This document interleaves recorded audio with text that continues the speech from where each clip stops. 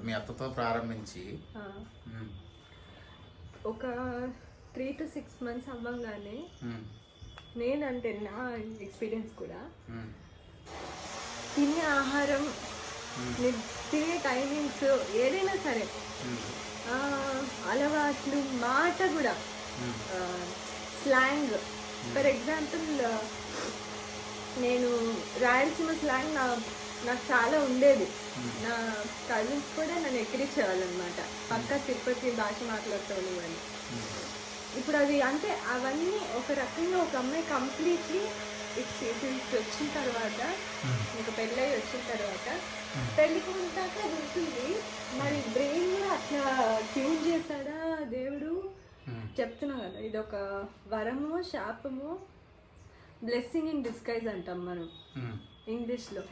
అంటే యాక్చువల్లీ పైకి మనకు అది బ్లెస్సింగ్ లా కనిపించదు, కానీ అది బ్లెస్సింగ్ అనమాట. డిస్గైజ్ అంటే మారువేషం అని. సో అట్లా ప్రతి అమ్మాయి మారిపోతుంది. ఈ కాలంలో అట్లీస్ట్ అమ్మాయిలకి ఏంటంటే చాయిస్ ఉంది. నేను ఈ అబ్బాయిని చేసుకుంటాను, ఈ పద్ధతిలో చేసుకుంటాను, ఇలాగే చేసుకుంటాను, నా కెరీర్ని నేను చూసుకుంటాను, బిడ్డలను చూసుకుంటాను అని. పాపం ఆ కాలంలో వాళ్ళకి ఆ చాయిస్ లేదు. వాళ్ళకి ఇష్టమో కాదో అని అడిగే వాళ్ళు కూడా లేదు. ఏం తెలుస్తుంది ఆ కాలంలో? ఒక ఫోటో చూపిస్తారు అంతే మహా అయితే.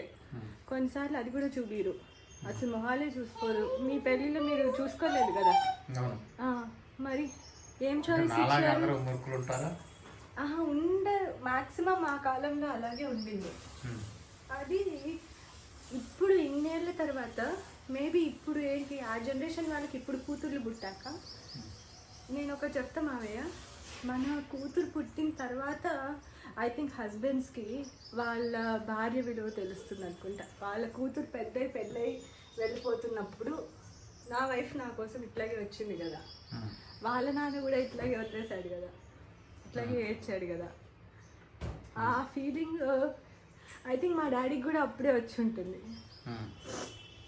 నేను వచ్చేస్తున్నప్పుడు ఏడ్చారు కదా, అప్పుడు తెలిసి ఉంటుంది. మా మమ్మీ కూడా వచ్చేస్తున్నప్పుడు మా తాత అట్లాగే ఫీల్ అయ్యారు కదా.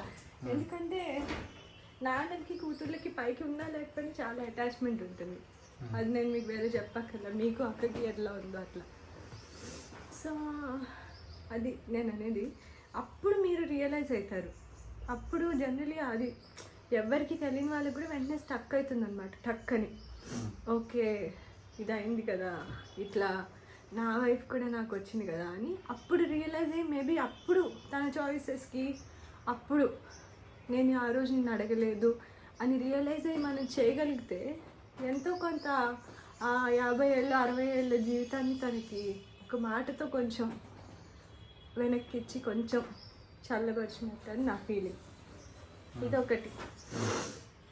ఇప్పుడు ఇంకొక క్రైసిస్ ఏంటంటే మా జనరేషన్ వాళ్ళకి, ఇప్పుడు మేము చాయిసెస్ చేసుకుంటాము, చాయిసెస్ చేసుకొని ఇదే కావాలి, ఇట్లాగే చేసుకుంటాము, ఇట్లాగే ఉంటాము అని. అమ్మ తీసుకెళ్తాను. కాకపోతే ఈ జనరేషన్ వాళ్ళకి ఇంకోటి ఏంటంటే కొన్ని స్ట్రాంగ్ ఐడియాస్, బిలీఫ్స్ ఏర్పడిపోయి ఉంటాయి. వాటిని ఓవర్కమ్ చేసుకొని వాటిని మార్చుకుంటూ అడ్జస్ట్ అవ్వడం, అది ఇంకొక కొత్త స్టెప్ అనమాట. అది నేను గమనించిన డిఫరెన్స్. ఆ కాలంలో ఏంటంటే మనకి ఇంకా ఒపీనియన్స్, బిలీఫ్స్ ఇట్లాంటివి ఏర్పడక ముందే మనకు తెలియకుండా చేసేస్తారు స్కూల్ పిల్లల లాంటి ఏజ్లో. ఈ కాలం ఏంటంటే ఒక ఫుల్లీ ఫార్మ్డ్ పర్సనాలిటీ ఉంటుంది. ఆ పర్సనాలిటీని మార్చుకుంటూ బ్యాలెన్స్ చేసుకోవడమే ఈ కాలం వాళ్ళకి ఛాలెంజ్. అది నేను మీ అత్త గురించి చెప్పాను రా. చెప్పింది ఏంటి అసలు ఏంటంటే, మీ అత్తకి నేను తాలిబొట్టు కట్టలేదు కాబట్టి అది ఎక్కడన్నా ఏ స్థితిలోనన్నా ఎప్పుడన్నా హట్ అయిందేమో, హట్ అవటం ద్వారా అది గాయమైందేమో, అది పుండుగా మాని తనని ఇబ్బంది పెడుతుందేమో. నేను ఎప్పుడు కూడా అభిప్రాయం అడగకుండాను తనకు చెప్పకుండాను చేసుకున్నాను కాబట్టి దాన్ని దిద్దే ప్రయత్నం చేయాలి అని నేను అది చెప్పాను. నువ్వెందుకు అంటే మీ అత్త గురించి మాట్లాడుతున్నప్పుడు నువ్వెందుకు అంత ఎమోషనల్ అవ్వాల్సి వచ్చింది? దాంట్లో కనెక్ట్ అయ్యే అంశం ఏంటి అసలు ఆడపిల్లల పట్ల ఎవ్రీ గర్ల్ కి అది ఏదో ఒక రూపంలో ఉంటుంది. ఎవ్రీ అమ్మాయికి ఏదో ఒక రూపంలో ఉంటుంది. అంటే మీ అత్త బాధపడిందంటావా? మీ అత్త ఏదో ఒక పాయింట్ లో అందరూ ఖచ్చితంగా బాధపడి ఉంటారు. మనం 200% చెప్తున్నాను. మేబీ అది ఒప్పుకోవచ్చు, ఒప్పుకోకపోవచ్చు. సరే, నీ ఒపీనియన్ ఏంటి? అదే అంటున్నా కదా, ఇప్పుడు ఇన్నేళ్ల తర్వాత వాళ్ళ ఒపీనియన్ తెలుసుకొని ఇప్పటికైనా ఓకే నేను ఆ రోజు ఇది చేశాను, నీకు అసలు ఏమి ఇష్టమో నాకు తెలియదు, ఇప్పుడు నేను ఏమైనా దాన్ని కరెక్ట్ చేయగలనా? మీరేం చేయగల ఒక్క మాట చాలు. సరే, ఒక పని చేయి తల్లి. అమ్మ బంగారం అన్నెత్తుకాడికి ఏం కాదు. మీ అవగా నువ్వు పిలిచి నువ్వే ఒక మాట అడిగి, మళ్ళీ సందర్భం ఎందుకు, నువ్వే ఒక మాట అడిగి, ఇప్పుడు దీంతో పాటు ఇప్పుడే నేను సిద్ధంగా ఉన్నాను, నువ్వే ఒక మాట అడిగి నాని అటు వెళ్ళి అక్కడ కూర్చో, అక్కడ కూర్చో, నీకు కలిగిన ఇబ్బంది ఏంటి వెళ్ళి అక్కడ కూర్చో.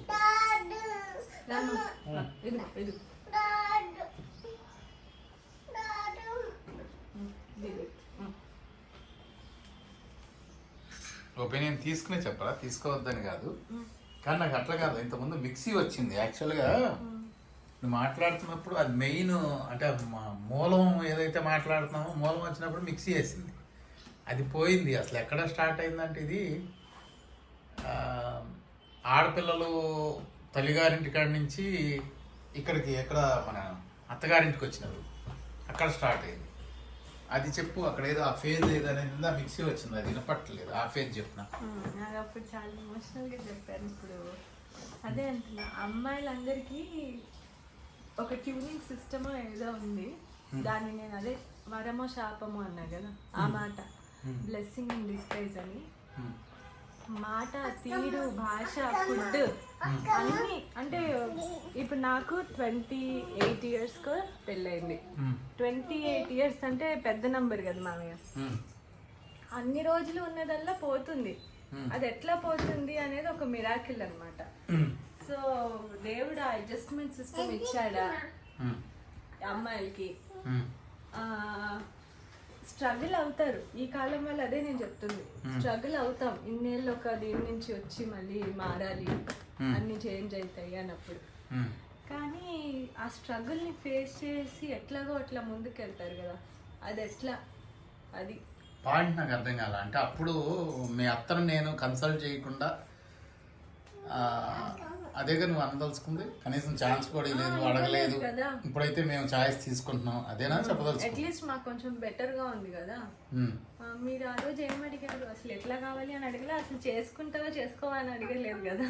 అవును, నన్ను ఏం చెప్పదలుచుకున్నావు అంటే ఏంటి, అదే అంటున్నా. ఏం చెప్పదలుచుకుంది అడిగితే తను కూడా అడుగుతాను నేను. ఇన్నేళ్ల తర్వాత అయినా ఆ ఫీలింగ్ మీకు కలిగింది కదా, అప్పుడు నేను అడగలేదు అనేది. అమ్మకు తింటావా? సో ఆ ఫీలింగ్ కరెక్ట్, ఇప్పటికైనా కలగడం. సో ఇప్పుడైనా అడగాలి అనేది నా, ఏం కావాలి ఏంటి. అప్పుడు అట్లా అడిగితే ఇన్నేళ్ళది యాక్చువల్లీ అమ్మాయిలకి ఏంటంటే వెంటనే అలా కరిగిపోయి ఇమోషనల్ గా, చెప్పే బంగారం ఇక్కడ చెప్పు, ఇక్కడ కూర్చోవచ్చు బంగారం చెప్పే అమ్మ ఏంటి ఏమడిగవే. నా బంగారంతో మాట్లాడిపోతే ఊరుకోదు, సాధించి ఏదిచ్చి అది ఏ ఇద్దరిని కూడా తనతో కలిపి మాట్లాడాలి తప్ప నన్ను వదిలేసి మీరు మాట్లాడుకుంటా అంటే కుదరదు. మీ దగ్గర కూర్చో, నువ్వేం అడగదలుచుకున్నావు అడగరా, ఇద్దరు దగ్గర కూర్చో, కెమెరా కవర్ అయ్యేటట్టు అని.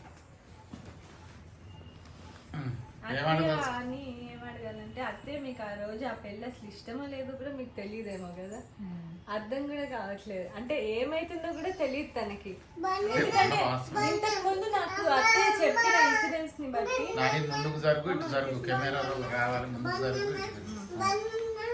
గ్రేప్స్ తిన్న తర్వాత బనానా పెడతా, తర్వాత ఉప్మా పెడతా. అయితే ఒక ఇన్సిడెంట్ చెప్పారు. ఎగ్జామ్స్ అయిపోయినాయి, 10th ఎగ్జామ్స్ అయిపోయినాయి, పెళ్ళి అనేది ఒకటి ఫిక్స్ అయింది. ఎవరు ఏంటి ఏమీ తెలియదు, తనకి ఏమీ తెలియదు. తను కూడా అప్పటిదాకా గారాబంగా పెరిగారు. అంటే వరల్డ్ చూడలేదు కదా, ప్రపంచాన్ని చూడలేదు, ఓన్లీ ఇల్లు స్కూల్ ఇవే కదా. అలాంటి టైంలో అంటే చీర కట్టుకోను అని కూడా నేను మారం చేసి ఏడ్చాను. ఎందుకు అంటే తనకి సిగ్నిఫికెన్స్ కూడా తెలియదు ఎందుకు ఏమవుతుంది అని. అట్లాంటప్పుడు అలా చేసుకున్నారు కాబట్టి ఆవగీనా గీస్తా. మళ్ళీ ఇప్పుడు ఇన్నేళ్ళు అయింది, ఇప్పుడు అన్ని అప్స్ అండ్ డౌన్స్ చూసేసారు లైఫ్ లో, ఈ స్టేజ్ లో ఉన్నారు.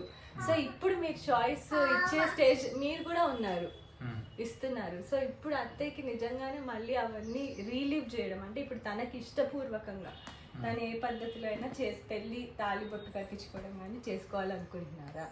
అప్పుడు మిస్ అయిపోయారు, ఇప్పుడు అప్పుడు తెలియదు కూడా. ఎన్నోసార్లు చెప్పారు. తర్వాత ఇక్కడ పసుపు కుంకుమ పెట్టాలన్నా కూడా అందరు ఇట్లా వెంటనే తీస్తారు. ఇప్పుడు నాకైనా ఎక్స్పీరియన్స్ అయింది, అది వెంటనే తీస్తారు ఇక్కడ మనం బొట్టు పెట్టాలి అని అంటే. అలాంటప్పుడు అది లేదు కదా,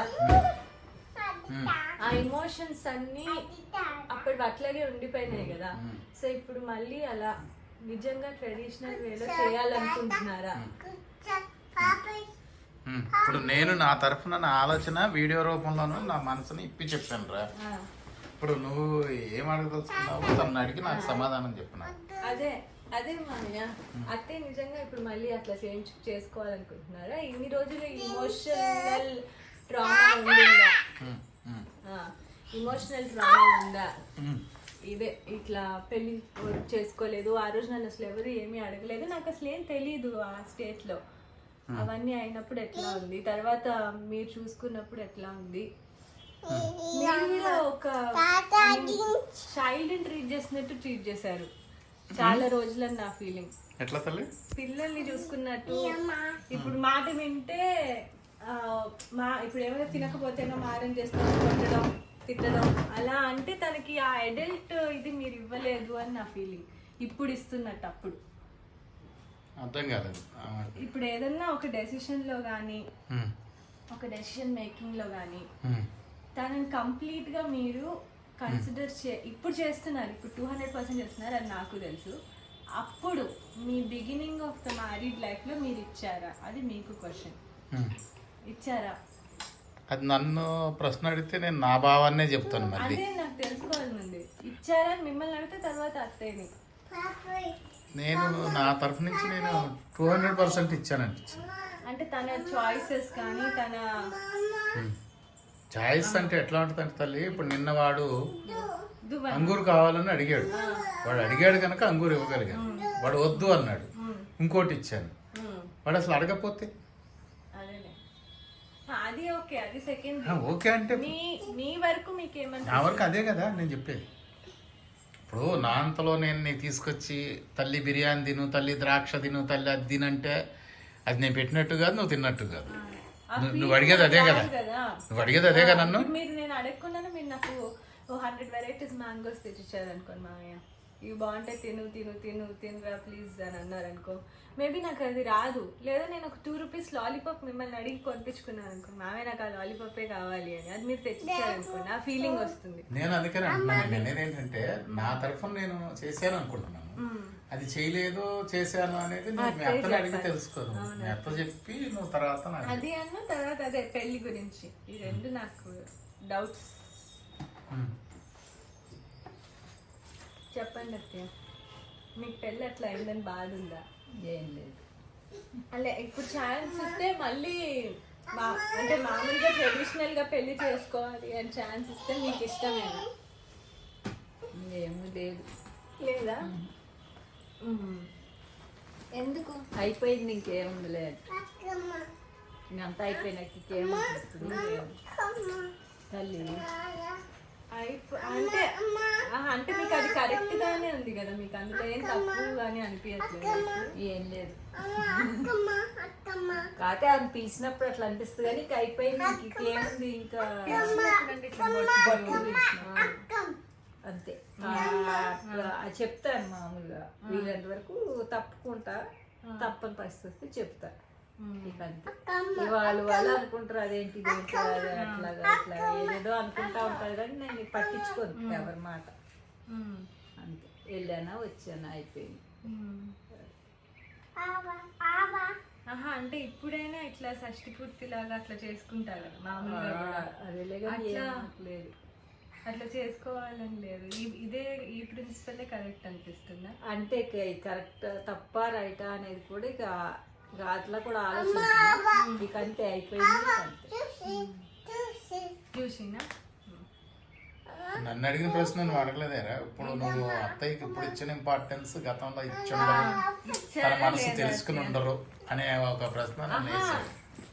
అప్పటికి ఇంకా మీరు చైల్డ్ లా ట్రీట్ చేస్తున్నారేమో అని నా ఫీలింగ్. అట్లా చేశారా లేకపోతే అట్లాగే సార్ చిన్నపిల్లలాగానే. అంటే నేను పెరిగొచ్చింది కూడా చిన్నపిల్లలాగానే పెరిగొచ్చాను మామూలుగా. అప్పటి వరకు కూడా అన్నం తినటం కూడా తినిపించేవాళ్ళు. ఇక అట్లాగే పెరిగొచ్చాను. వచ్చినప్పటికి అట్లాగే చూశారు. ఇక ఈలోపు గౌతమ్ పుట్టాడు. ఇక అట్లా మారిపోయింది. కానీ గౌతమ్ పుట్టాక మీకు అప్పుడు మామూలుగా ఇక అప్పుడు కూడా ఏం లేదు. అప్పుడు కూడా చిన్నపిల్లలాగానే వాడిని ఒక జంకన వేసుకుని ఒక చేతి ఐస్ క్రీమ్ తింటే వెళ్ళేదాన్ని. నవ్వేవాళ్ళు, డాక్టర్ నవ్వేది హాస్పిటల్కి తీసుకెళ్తే, నువ్వే పిల్లవి నీకు ఓ పిల్ల అని. తర్వాత ఎప్పుడు అనిపించింది పిల్లలు పెరిగినాక వీడు MBBSకి వచ్చి వాడు ఇంజనీరింగ్కి వెళ్ళిన తర్వాత అప్పుడు నేను ఇట్లా పెరిగానా అనిపించింది. కానీ అప్పటి వరకు నాకు అసలు అప్పుడు అంటే అయ్యో రోజులన్నీ మళ్ళీ తిరిగి వస్తే బాగుంది అట్లా అనిపించిందా లేకపోతే బాగానే అయినాయి అనిపించింది? బాగా అయినాయి, బాగా అవ్వలేదని కాదు, ఇట్లా పెరిగానా ఇట్లా అని అట్లా అనుకున్నా. కానీ ఇక వేరే ఏం లేదు. రిగ్రెట్స్ లేవు మామయ్య అత్తయ్యకి? అంటే అంటే అదే ఏదన్నా కోల్పోయాను అట్లా లేవు అంతే కదా అత్తయ్య? ఇప్పుడు ఇట్లా అయిందా అని ఇంట్రోస్పెక్ట్ చేసుకోవడం అంటే మనం ఆలోచించుకుంటే ఓకే ఇది ఇట్లా అయిందా అని ఉంది. కానీ అయ్యో ఇది ఇట్లా అయితే బాగుండేది అని అట్లా బాధ లేదు, అట్లా లేదు. సో ఆ విషయంలో మీరు లక్కీ. ఎందుకంటే ఇప్పుడు అదే మీరు తప్పు అయిపోయింది, తప్పు చేశానని మీరు ఫీల్ అవుతున్నారు కదా. దానికి ఇప్పుడు అది తప్పు అంటే అయిపోయింది, దాన్ని మార్చాల్సిన అవసరం లేదు అన్నట్టుంది కదా. మనకి ఇప్పుడు కొన్ని రిగ్రెట్స్ ఉంటాయి. అయ్యో ఆ రోజు ఇట్లా చేస్తే బాగుండేదే, అయ్యో ఈ రోజు ఇట్లా చేస్తే బాగుండేదే, అట్లా నాకున్నాయి ఇప్పుడు. కానీ అట్లా లేవు కదా, అది నేను అనేది. అంటే ఇప్పుడు నువ్వు అన్నదేంటి నాని, నేను ఇప్పుడు నాకు అనిపిస్తుంది ఏంటంటే నేను ఆ రోజున పెళ్లి రోజున అడగాలన్న ఆలోచన నాకు లేదు. ఒకవేళ నేను అడిగినా అంత విచక్షణతో ఆలోచించే వయసు నీకు లేదేమో. అంటే ఇప్పుడు నా తరఫున నా ఆలోచన మీ పెద్దవాళ్ళు మేము ఇద్దరం కలిసి వయసు లేని నీ మీద రుద్దామేమోనని నాకు అనిపిస్తుంది. కాబట్టి ఆ రకంగా నీకేమన్నా గాయమైందేమో, ఆ గాయానికి ఒక కనీసం పైపూతలాగానే అన్న పుయ్యాలి అని ఇప్పుడైనా సరే సాంప్రదాయబద్ధంగా ఆ మంగళసూత్రాన్ని కడదాము అని నాకు అనిపించి వీడియో చేశాను. నీ అభిప్రాయం ఏంటి? నాకేం లేదండి, అయిపోయింది ఇంకంతే, అయిపోయింది అని. అయిపోయింది, జరిగింది రాదు, అది గాయమైన గాయమేం లేదు, అట్లా జరిగింది అంతే. అది జరిగిందని జరిగింది అంతే. నేను అదే చెప్తున్నా మాయ, అంటే అది మళ్ళీ మార్చాలి అని లేదు. అదేముంది, అయిపోయింది అంతే, అయిపోయింది ఇంకంతే, దాన్ని ఏం లేదు, గాయం అట్లా జరిగిందంతా బాగానే జరిగిందని భావిస్తున్నావా? జరిగిన దాంట్లో లోటుపాట్లు నేను భావిస్తున్నాను. జరిగింది. నేను ఇట్లా చిన్నపిల్లలాగా ఇట్లా ఉన్నాను, ఇన్నేళ్ళు వచ్చినా ఇట్లాగే ఉన్నాను అని అనుకున్నా. కానీ అంత అప్పుడు అనుకున్నా నేను ఇంకా చిన్నపిల్లలాగా ఉన్నానని. నా పిల్లలు డిగ్రీ చదివేటప్పుడు అనుకున్నా. అంటే చిన్నపిల్లలాగా ఉన్నాను అంటే ఆలోచనలు అయినా ఏమైనా అట్లా అంటే చెప్పాలి. ఇప్పుడు పిల్లలకి దెబ్బేసి బయట తీసుకెళ్ళి చాక్లెట్ ఇచ్చారనుకోండి, ఇక వాళ్ళు మర్చిపోతారు, వాళ్ళకి ఏముండదు ఇక లోపల. అట్లా ఆ టైప్లోకి అట్లాగే అట్లాగే ఉన్నానేమో చిన్నపిల్లలాగా అనిపించింది. ఇట్లా పెరిగాను ఇట్లా అని. అది అంటే నాకేమర్థమవుతుందంటే ఓ రోజంతా కొట్టి తిప్పి తెల్లారి దగ్గర తీస్తే ఇక అన్ని మర్చిపోయాను నేను అన్నట్టు. అట్లా అని కాదు, కానీ పిల్లలకి జనరల్ పిల్లల మనస్తత్వం అట్లా ఉంటుంది కదా, ఇక అట్లాగే ఉన్నాను, ఏమి గుర్తు అట్లా అని నా ఫీలింగ్. అది ఇంక అయిపోయింది, ఇంకా అప్పుడు ఇంకేం రావు అయిపోయినాక. ఉమ్. అయితే నా ఆలోచన ఇప్పుడు ఏం విత్డ్రా చేసుకోమంటావా? ఒక రకంగా నమ్మైపోయారని నాకు అనిపిస్తుంది, అంతే కదా అత్తయ్య? అంటే ఒక స్థిత ప్రజ్ఞతలాగా అయిపోయింది, ఇంక దాన్ని ఏం కదిలిచ్చద్దు, అలా ఉంచేయండి, అట్లా అట్లా అయిపోయారు. మీరు లేట్గా అడిగారు, ఇంకొంచెం ముందు అడగాల్సింది. ఏమన్నా ఫీలింగ్స్ ఉండేవి? అవునా? అట్లేం లేదు కానీ అంతే ఇంకా అంటే నిజంగానే మనస్ఫూర్తిగా ఏం లేదంటారు? లేదు ఆ విషయంలో. సరే ఇప్పుడు నేను కడతాను అని అన్నాను అనుకో, మళ్ళీ రెండో రకంగా రుద్దినట్టు అవుతుందా? రుద్దినట్టుగా నేను చెప్పా కదా, నేను ఎదుటి మామూలుగా ఒకదాన్ని నమ్మను, నమ్మిన వాళ్ళని వ్యతిరేకించను. అంటే ఇప్పుడు మీకు కట్టాలని ఉంది, మీ నమ్మకాన్ని నేను వ్యతిరేకించను. నేను కట్టించుకోవాలి అని అట్లా నాకు లేదు. నువ్వేం చెప్పదలుచుకున్నప్పుడు? నేను అదే అంటున్నా, ఇప్పుడు వీడికి చూడండి, ఇప్పుడు వీడికి నాకు ఇది కావాలంటే వీడికి ఇది కావాలి కదా, అట్లా లేదు అత్తయ్యకి. అది ఇప్పుడు మీరు చేస్తానంటే ఓకే, అది మరి హ్యాపీనెస్ వస్తుందా లేకపోతే నాకు తెలిసి అంటే ఆ మూమెంట్లో మేబీ హ్యాపీగా ఫీల్ అవుతారేమో, ఇప్పుడేం అనిపించకపోవచ్చు, ఎందుకంటే ఇదంతా హైపోథెటికల్ కదా. When we are in that real situation she might feel, అప్పుడు నాకు అరే ఇది అయింది అని ఒక ఆనందం వస్తుందేమో అని అనుకుంటున్నాను, నాకు తెలియదు. ఎందుకంటే మీ రిటైర్మెంట్ రోజు చూసిన దాన్ని బట్టి నేను గెస్ చేసుకుంటున్నా. ఏం గెస్ చేసేవారు?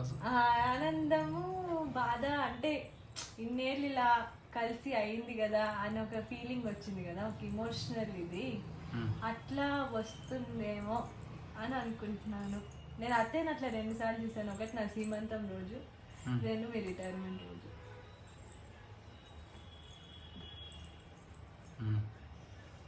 కానీ ఇంకొక యాంగిల్లో ఇట్లా ఏం ఆలోచన లేని, ఏం కోరికలు లేని, అసలు ఏమి అభిప్రాయాలు లేని ఒక ఇన్నురా చివరిదాకా అటువంటి వాళ్ళని నా భుజాన్ని వేసుకుని నేను జీవితాన్ని ఇక్కడ దాకా లాక్కొచ్చాడు మామయ్య అనేది అనిపించలేదా? ఉన్నదన్నట్టు చెప్పు. అసలు ఒక మనిషికి నరకప్రాయం ఏంటో నీకు తెలుసా? అసలు తెలుసు. ఏమి ఒపీనియన్ కానీ తీసేస్తాను. ఏమి ఒపీనియన్ కానీ అంటే ఇప్పుడు ఏదైనా సరే ఏమి అంటే పాజిటివ్ ఆర్ నెగిటివ్ ఏమీ ఉండదు అనమాట. Happiness are being sad 2 ఉండవన్నమాట.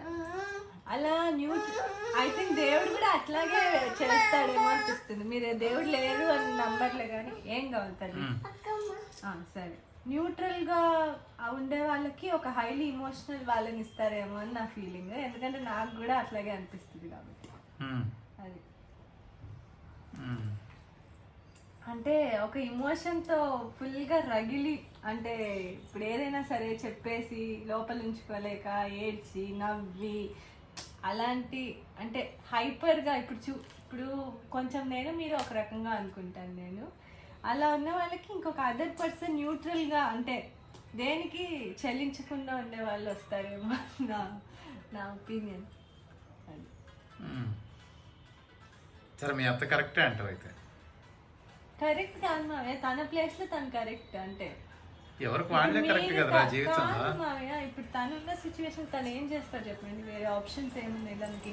ఆ రోజు మిమ్మల్ని అడగలేదు, ఈ రోజు అడగాలన్నా తనకి ఏం కోరిక లేదు, ఏం చేయాలి ఇప్పుడు?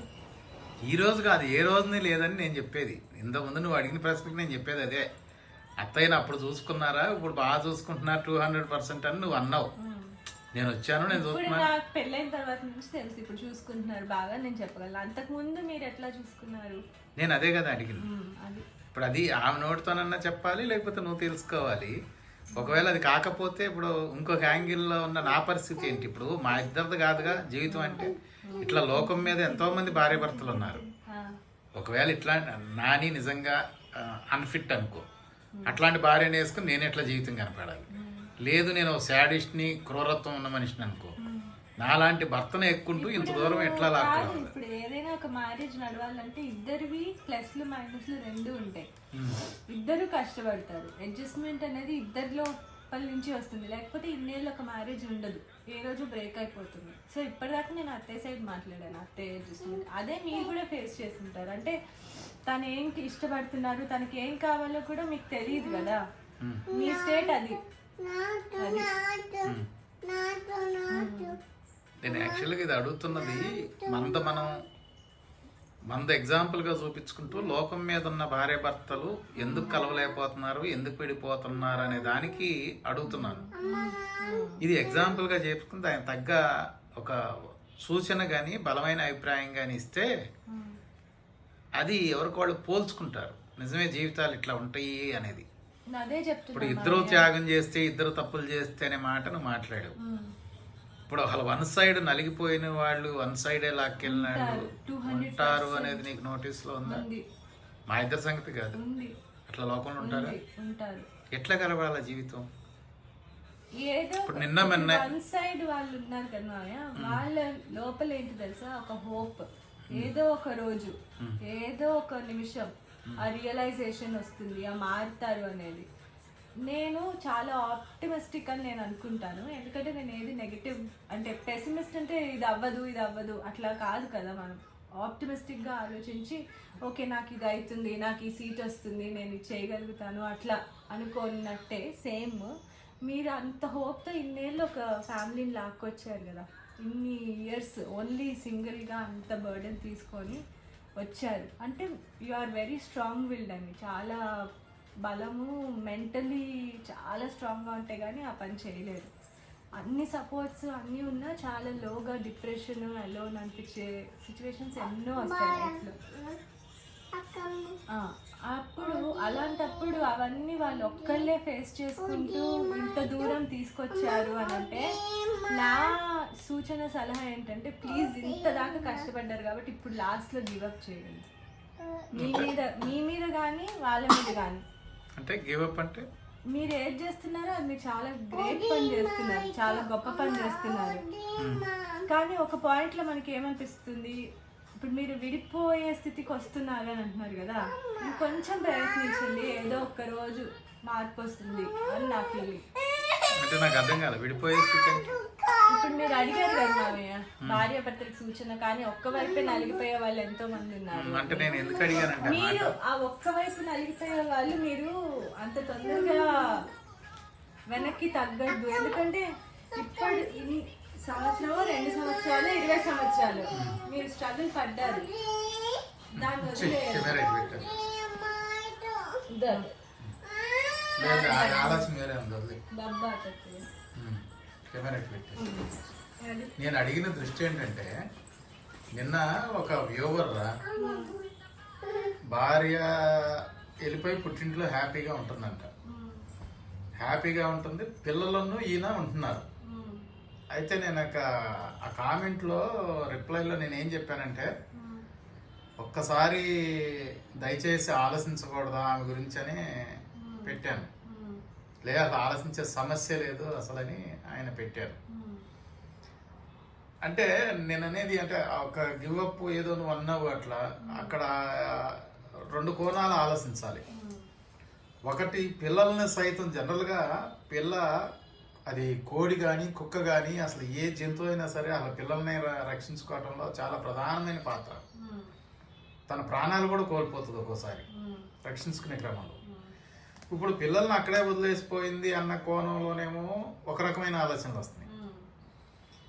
ఇంకా పిల్లలు తన దగ్గర పెరుగుతుంటే ఆ పిల్లలకి తల్లి లేదే, ఎప్పుడన్నా తల్లి గుర్తుకొస్తే ఆ తల్లిని గుర్తు చేసుకుంటే మమ్ముంటే బాగుండు అన్న ఫీలింగ్ వస్తే ఆలోచిస్తే బాగుండు కదా అని నా ఫీలింగ్. ఆయన్ని నేను మెయిల్ ఐడి పెట్టాను ఒకసారి మాట్లాడమని, ఇంకా మాట్లాడలేదు. ఇప్పుడు నేను మీ అత్త కథ ఏదో చెప్పి లేకపోతే ఏదో చేయాలని కాదు, మమ్మల్ని ఆధారం చేసుకుని ఎవరయ్యో ఇట్లా బోళ్ళని దేశం మీద చాలా ఉన్నాయి కేసులు. ఇప్పుడు అసలు మొత్తం అవే 70-80% అనుకోవచ్చు వాళ్ళంతలో వాళ్ళ జీవితాలు పాడు చేసుకునే వాళ్ళు, మిగతా కొన్ని ప్రభావాల వల్ల పాడైపోయిన వాళ్ళు. ఇప్పుడు అటువంటివి నేను అడిగేది, ఇప్పుడు ఆ తల్లి ఎందుకు పోయి ఉండొచ్చు, ఈ తండ్రి ఎందుకు రానియడు, ఈ పిల్లలు అక్కడ పెరుగుతున్నటువంటి పిల్లల పరిస్థితి ఏంటి మనకి అంత సిచ్యువేషన్ తెలియదు కదా మామయ్య, మొత్తం తెలియదు. అదే అంటున్నా, మనకు తెలియకుండా మనం కమెంట్ చేయకూడదు. నేను చేయకూడదు, నిజం, నేను ఒప్పుకుంటాను. కానీ ఇప్పుడు తెలవకుండా కామెంట్ చేయటం అనే దానికంటే నా యాంగిల్ ఏంటంటే ఆ పిల్లలు చేసుకున్న దురదృష్టం ఏంటి అనేది ఒక్కటే క్వశ్చన్ నాకు. దానికి ఒక 2 సైడ్స్ ఉంటాయి మామయ్య. అంటే మనకి స్టోరీ తెలియదు కాబట్టి నేను చెప్తున్నా. కొన్ని రిలేషన్షిప్స్ కొంతమంది ఎట్లా అసలు అంటే అమ్మ మామూలుగా వదిలేసి వెళ్ళదు. ఒకవేళ వెళ్ళినా అంటే ఏమో పిల్లల కోసం ఆగిపోవడమో అది కొంచెం పెయిన్ఫుల్ విషయమే. ఎందుకంటే అమ్మతో ఉన్నంత అటాచ్మెంట్ ప్రపంచంలో ఇంకెవరితో ఉండదు కదా పిల్లలకి. అది వాళ్ళు చాలా నరకం అనుభవిస్తున్నట్టే. కానీ ఆమె ఏం పరిస్థితిలో వెళ్ళిపోయిందని కూడా మనం తెలుసుకోవాలి. ఎందుకంటే ఆమె గురించి మనం ఏం కామెంట్ చేయలేం బ్యాడ్గా, అట్లా ఎట్లా వదిలేసి వెళ్ళిపోతావు అని. అది అండ్ ఈయన స్టోరీ కూడా తెలుసుకోవాలి. కానీ మధ్యలో నలిగిపోయేది పిల్లలే 200%. ఇది ఇప్పుడు వీళ్ళకి అది చిన్న విషయం అనిపించచ్చు, కానీ వాళ్ళ ఫ్యూచర్ లైఫ్ లాంగ్ ఇంకా వాళ్ళ పెళ్ళి, వాళ్ళ రిలేషన్షిప్స్, వాళ్ళ దీని మీద కూడా ఇప్పుడు మన పేరెంట్స్ ఎలా ఉన్నారు అనేది చాలా ఇన్ఫ్లుయెన్స్ చేస్తుంది అని నా ఒపీనియన్. నేను అనేది ఏంటంటే ఇప్పుడు తప్పు ఎవరో చేశారనుకోరా, తండ్రి తప్పు చేశాడు, తల్లి తప్పు చేసింది అనుకో, మనం పూర్తిగా తెలిసిన తర్వాత అనిపించింది అనుకో తల్లే తప్పు చేసిందని, పూర్తిగా తెలిసిన తర్వాత తండ్రి అనుకుందాం, ఏటో ఒకటి వన్ సైడ్ లేకపోతే బోత్ ఏదో అనుకుంటాం. ఇప్పుడు ఎవరో ఒకళ్ళు తప్పు చేసింది ఒకళ్ళైనా ఇంకొకళ్ళు భరించి పిల్లల్ని కాపాడటం, పిల్లల్ని దిద్దటంలో ఏంటి అంటే ఆ పట్టుదల లేకపోతే ఏమంటారు? ఇప్పుడు తల్లే తప్పు చేసింది అనుకోరా, ఎట్లా ఉంది మీరు అడిగేది అంటే క్షమించి పిల్లల కోసం ఏముందో, పిల్లల కోసమే చేయొచ్చు కదా అని చేయొచ్చు. కానీ ఆయన ఎన్ని భరించాడు మరి తెలియదు కదా. ఖచ్చితంగా నేను అందుకే వన్ సైడ్ అన్న మాటలు అదే ఉంది.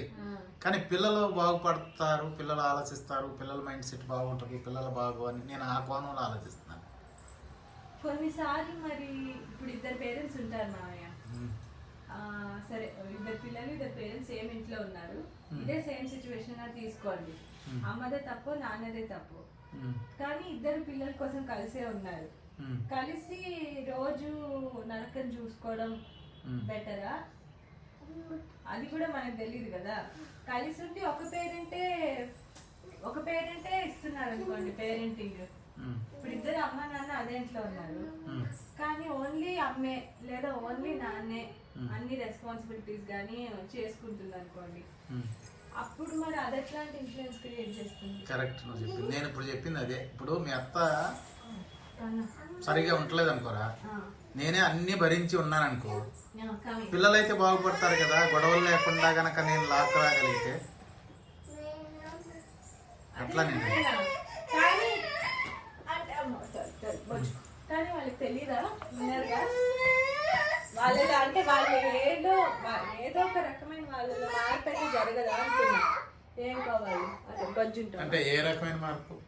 అదే పాజిటివ్ అండ్ నెగిటివ్. ఒకటి మా నాన్న అన్ని చేసుకుంటున్నారు, అన్ని భరిస్తున్నారు అనేది పాజిటివ్. ఒకటి మా నాన్న ఇంత చేస్తున్నా అని ఒక నెగిటివ్ ఇంప్రెషన్ రావచ్చు. అది అనేది అది ఆ సిచ్యువేషన్ని, ఆ స్థితిని, ఆ పరిస్థితుల్ని, ఆ మనుషుల్ని బట్టి. ఇప్పుడు మీరన్నట్టు ఆయన ఇంకొక చాయిస్, ఒక ఆప్షన్ ఇవ్వాలి, ఇంకొకసారి ఆమెని పిలవాలి. ఎందుకంటే ఏ రిలేషన్షిప్ ఇంత పిల్లల దాకా వచ్చింది అంటే ఎన్నో ఏళ్ళు ఉన్నదే కదా. ఒక పెన్సిల్ విరిగిపోయినట్టు విరిగిపోకూడదు కదా. నన్ను అడిగి నా వర్షన్ అడిగితే ఇప్పుడు ఎవరో ఒకళ్ళు మెచ్యూరిటీ అంటే అదే మరి అడ్జస్ట్ అవ్వడం మెచ్యూరిటీ అంటే వాళ్ళు ఎవరో ఒకళ్ళు ఇప్పుడు ఆమె రాలేకపోతే ఆయన వెళ్ళాలి. పిల్లల కోసం ఒక స్టెప్ తీసుకోవడంలో తప్పు లేదు. అది కాబట్టి ఆ లైఫ్ లాంగ్ ఆ పెయిన్ని భరించడానికి కూడా రెడీగా ఉండాలి. మీరు కుంగిపోకూడదు. అది అంతే కదా. సరే, మా బుజ్జమ్మ అది గొడవ చేస్తుంది, ఎందుకంటే దానికి ఒకటి ఉంది, దాంతో కలిపి మాట్లాడాలి. కాబట్టి దీన్ని ఇక్కడితో ఆపేస్తున్నాను వీడియోని. దీన్ని మంచి సబ్జెక్టు. ఎప్పుడన్నా గుడ్ నైట్ ఏమే ఇప్పుడు గుడ్ నైట్ ఏమే నా మనోరాలేదమ్మా, నా మనోరాలేది?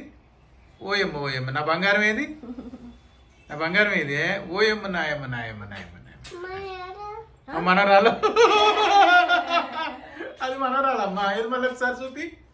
ఏదమ్మా నా మనోరాలు ఏది? ఏదే మనోరాలు ఏది? అటెన్షన్ సీకరుడు. బజ్జుంటావా ఈ సబ్జెక్ట్ ని ఒకసారి మేము కంప్లీట్ డిస్కషన్ లో పెడతాము. ఇది చాలా అర్థవంతంగా డిస్కస్ చేస్తాం దీన్ని. Thank you.